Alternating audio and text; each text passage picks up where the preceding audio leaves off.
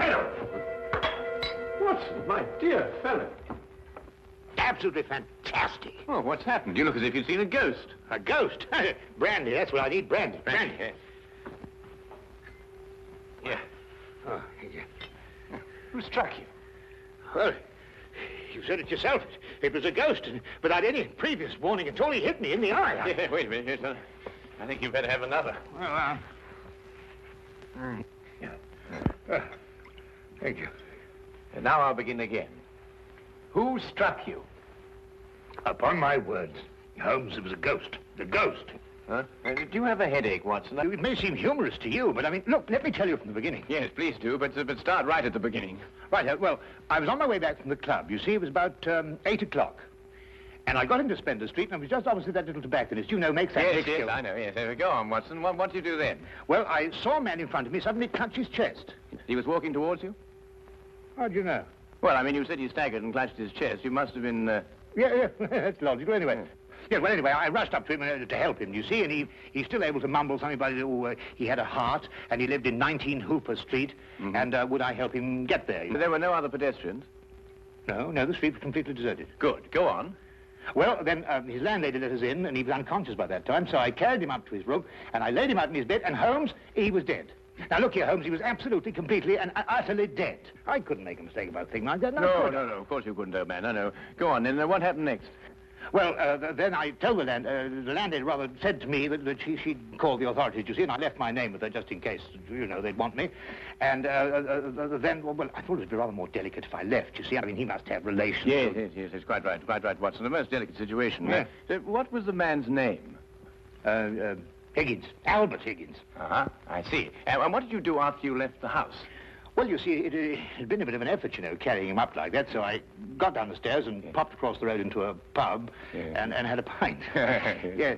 And then I started off back to the flat, you see. Well, I just turned the corner into Spender Street, and there was Higgins, Albert Higgins? Yeah, just face to face with me. He really was large as life. We stood looking at each other for a minute, then he lashed out and hit me in the eye. And then really, Holmes, he vanished. Vanished? Yes, he's into the blue. Well, he ran away? Well, the street was rather ill-lit, you know, and it took me a minute or two to pull myself together. And then I don't know whether he ran away or not, but he vanished. Well, that's most unusual. Most. Did you speak to this ghost? Well, I may have said, good gracious, Higgins, or by Jove, Higgins, or even good heavens, Higgins. Oh, yeah, it is perfectly natural, Watson. Describe Higgins to me. Well, he's 50-ish. Sandy-haired, medium build. Well, is that all you observed? No characteristics? Well, now, really, Holmes, when I had the chance of examining him on the bed, the most obvious characteristic was he was dead. Yes, but how was he dressed? Green tweed suit. What, just wearing a green tweed suit? He must have been wearing something more than that in this weather. Oh, no, he had a big floppy hat and a long overcoat. Ah. Oh, and something else. Yes, I did notice something else. He limped. Aha. And was he carrying a cane? No cane. Well, is there anything else, Watson? Think hard. Oh, yes, I remember something now. What? Yes, the second time I saw him, he was carrying a package. But the first time, he didn't have one. Now this is curious. Very curious. Where are you going, Holmes? Not me. We. I'm in no condition to leave the house. And a morsel of raw beef will immeasurably improve your appearance. And then what? Then we shall do our best to track down the belligerent ghost of Albert Higgins. Fascinating idea, don't you think? Well, the whole thing's been most unnerving, you know. I mean, it knocks the wind out of the chap, yes? Oh, really, no.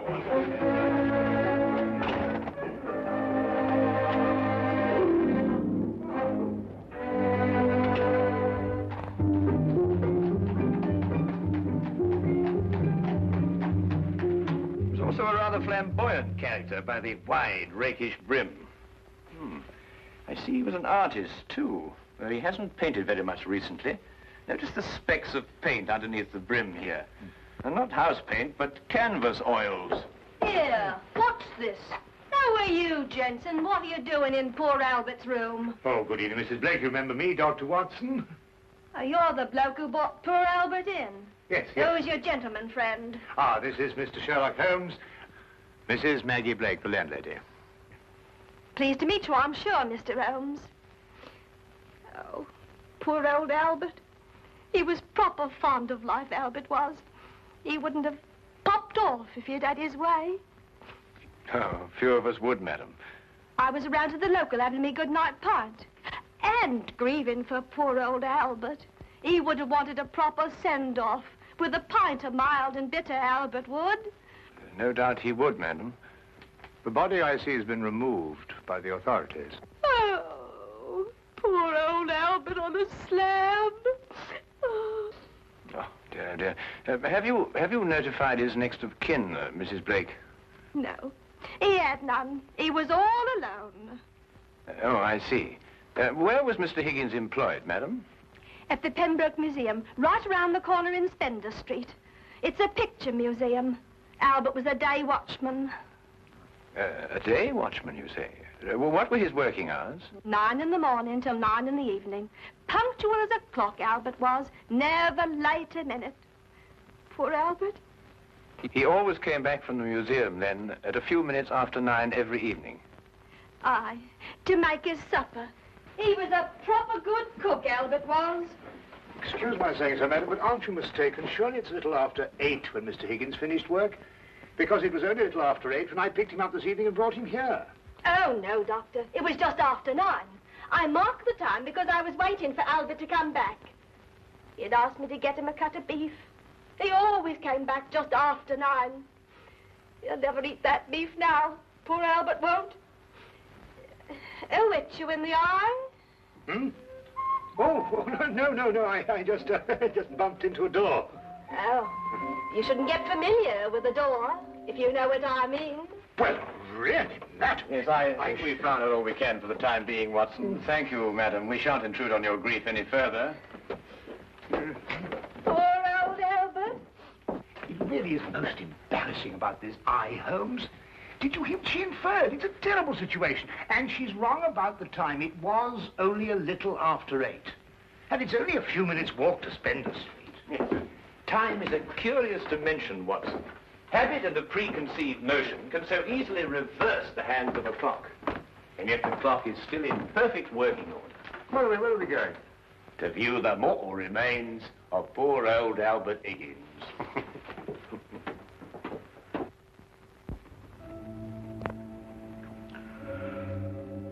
Well, there he is, Mr. Holmes. Nice and peaceful, I gave. Poor chap. See anything, Holmes? Nothing that I haven't already deduced, except that I drew an erroneous conclusion from his hat. He has painted recently, but indoors with his hat off. There are still traces of paint, quite fresh under his fingernails. What does that mean? I haven't the faintest idea. Well, you gents aren't the only ones interested in this dearly departed. Inspector Lestrade of Scotland Yard's looked him over, too. Oh, indeed. Oh, he's still here if you'd like to talk to him. Well, that should be very informative for one or the other, or both of us. I can't understand it, Holmes. I'm absolutely sure this is the man who punched me. I'm positive. But also the one who had the heart attack? Yes, I'm sure of it. One and the same. Well, he's punched his last punch. Where he probably is, they're punching him. Full of holes with pitchforks. Yes, well, I think we've seen and heard enough. Would you like to take us to Inspector Lestrade now, please?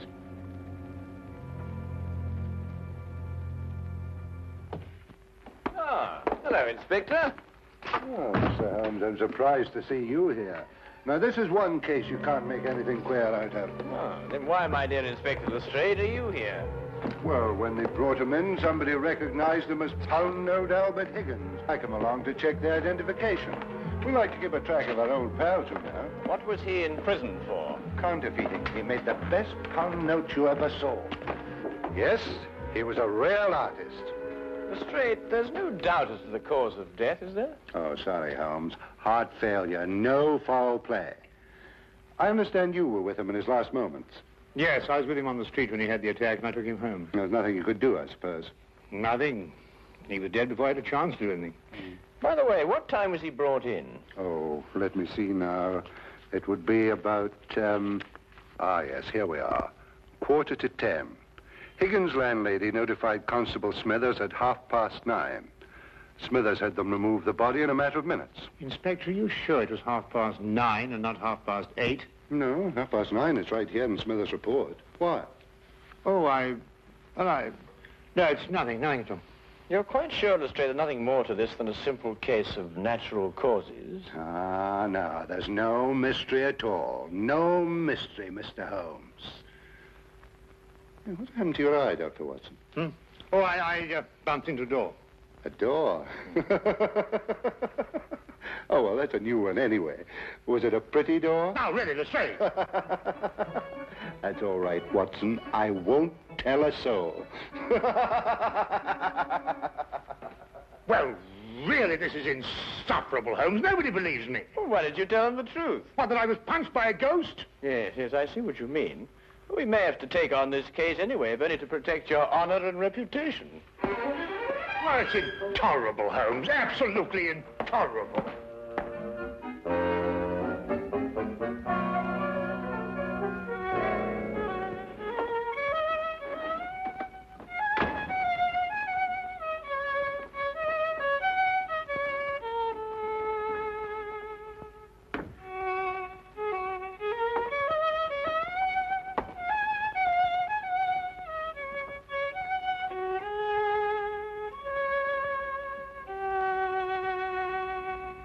Oh, evening, Watson.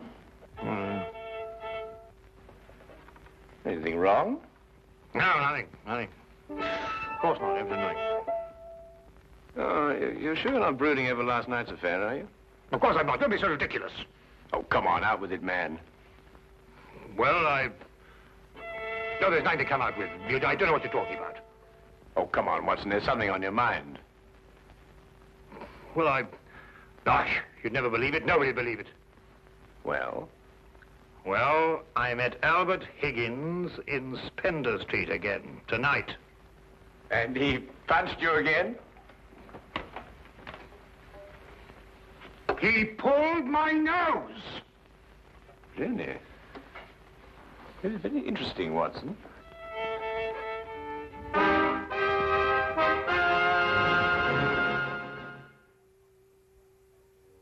My dear Watson, calm yourself.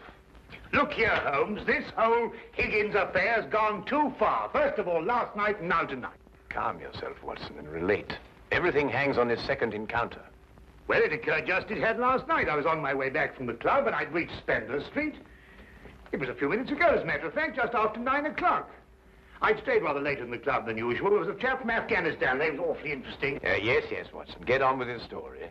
Well, I was rather preoccupied, as you know. This affair's cut me up, rather, and although I may not show it. Anyway, I was walking along. I suddenly looked up, and there was the pedestrian, a man a few feet from me. Walking towards you? Well, yes. Of course, I didn't recognize him straight away for, you-know-who. Anyway, I sidestepped him past, and he sidestepped to let me pass, and then we sort of zigzagged about a bit, you know what it is on the street, and ended up by bumping into each other. Now, that's when you recognized Albert Higgins? But it was Higgins. I couldn't be mistaken. Good heavens, man, I know him like my own brother. Dressed as he was last night? Exactly. And what did he do then? Well, as I told you, then he put out his hand, and he... Well, yes, we'll go into that. And then he was gone, vanished. Capital, Watson, capital. Everything begins to fall into place. Now, there's one more question. Was he carrying a package? Well, yes, he was, just like last time. I say, Holmes, do you believe, What? Supernatural? Ghosts, do you mean? Sounds silly, I know, but, Higgins did die of a heart attack. There was no foul play. No foul play? Why, the whole affair reeks of foul play. I can tell you, Watson, I haven't been idle today. Do you know that the Pembroke Museum is showing a collection of paintings on loan from the Italian government, and that included amongst those paintings is Leonardo da Vinci's Moonlight Madonna? Well, I did read something about it in the paper. What's that got to do with Albert Higgins? Well, we must now pay a visit to the good inspector and inform him that if the ghost of Albert Higgins hadn't struck you in the eye... And pulled my nose. And pulled your nose, I would never have suspected the Moonlight Madonna would be stolen from the museum. What? Well, it's quite obvious, isn't it? Well, of course.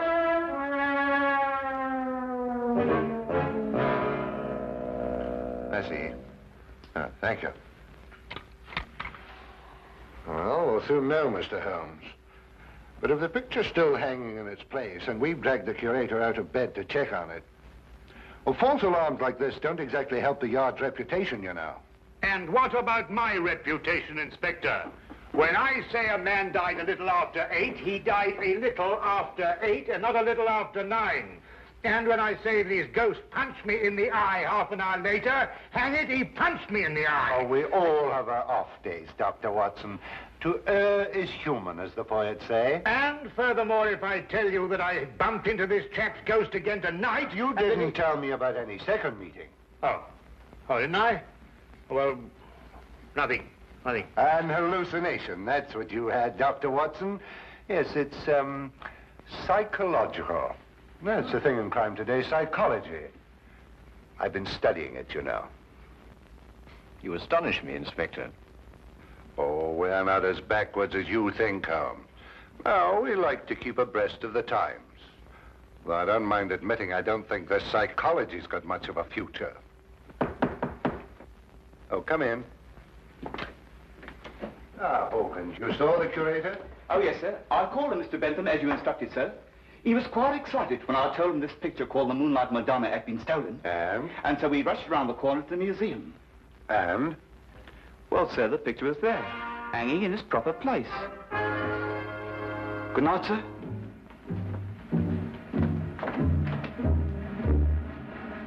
Well, there you are, Holmes.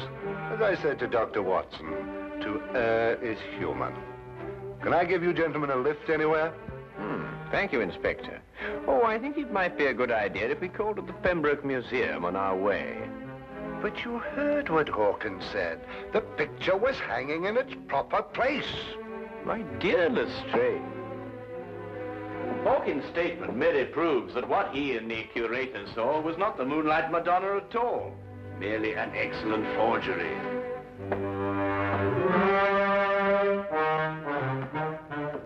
What's he talking about?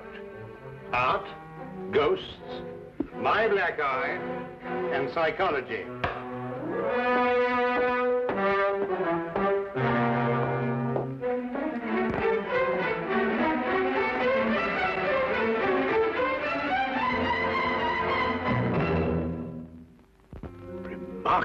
Remarkable. Only a microscopic examination of the brushstroke shows it any different from Da Vinci's work. Of course, if you still have any doubts, a chemical analysis of the paint mixtures will prove them to be of modern manufacture. No. You've quite convinced me, Mr. Holmes. An analysis is necessary. Dear me, this is catastrophic. A rather delicate situation, eh? Delicate? The Italian government will hold the British government responsible. Now, the painting is an Italian national treasure, and the theft could easily affect a pending treaty between the two nations. Mr. Holmes, you must find the original before the Italians learn the painting's been stolen. The British government will hold me responsible. And the Yard will hold me responsible. The most priceless of the lot, too. Yes, naturally. Well, we know who stole the painting and substituted a forgery, Higgins. All we've got to do now is find out where he hid it. What time did you leave the museum, Mr. Benson? Well, a few minutes before 9. Higgins was still on duty. You're quite sure it was Higgins? I'm certain, Mr. Holmes. I chatted with him for a few moments, and I couldn't have mistaken his voice. And the night watchman relieved him at 9. Well, you heard him say that, Mr. Holmes, and that he had a package with him when he left. The night watchman swears up hill and down dale it was Higgins, all right. Well, the matter seems to resolve itself very nicely, doesn't it? Dr. Watson was punched by Higgins a few minutes after 9. The night watchman saw him leave at 9. And you spoke to him a few minutes before 9. Look, Holmes, why don't you and Dr. Watson go home and have a good night's rest?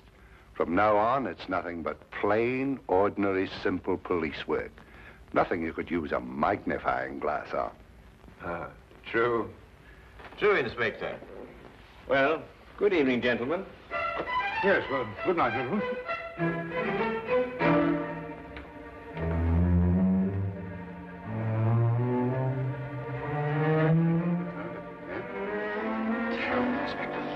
Terrible, Inspector.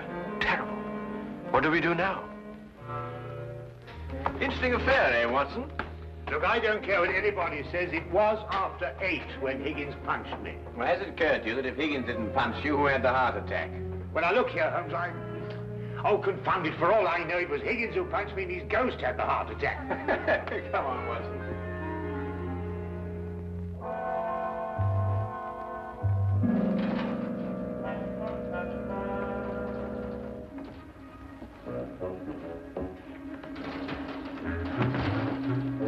might have the common decency to tell me what we're breaking into. Shh, whisper.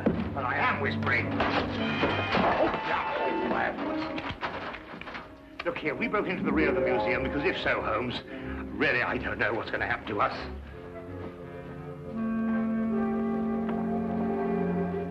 Here, hold this. What? Oh.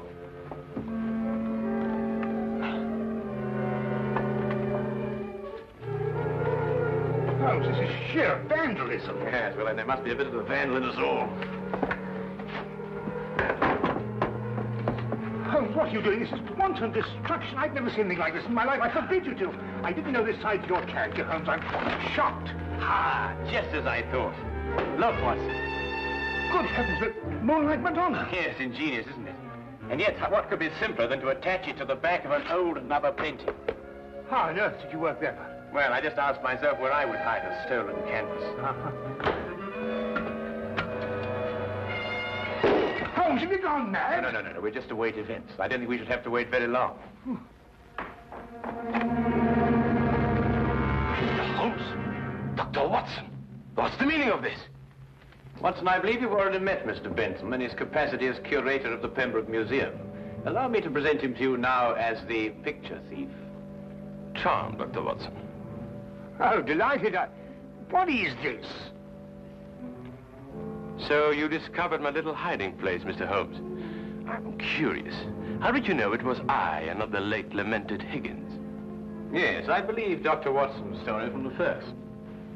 If Higgins died at a little after 8, it must have been someone else who struck him a little after 9. But it was Higgins who punched me home. Don't know, Watson. It was a limp, a wide, floppy hat, and an exceedingly long overcoat that punched you, seen in a dimly lit street.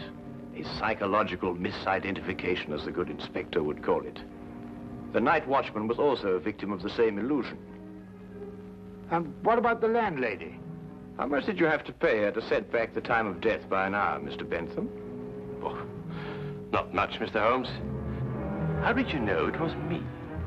Dr. Watson and the night watchman both identified the 9 o'clock Higgins visually at a distance.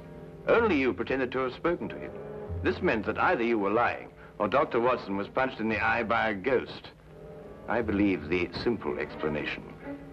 You almost make me feel transparent, Mr. Holmes. To anyone who viewed the facts objectively, you were. It's a pity that one crime has to lead to another.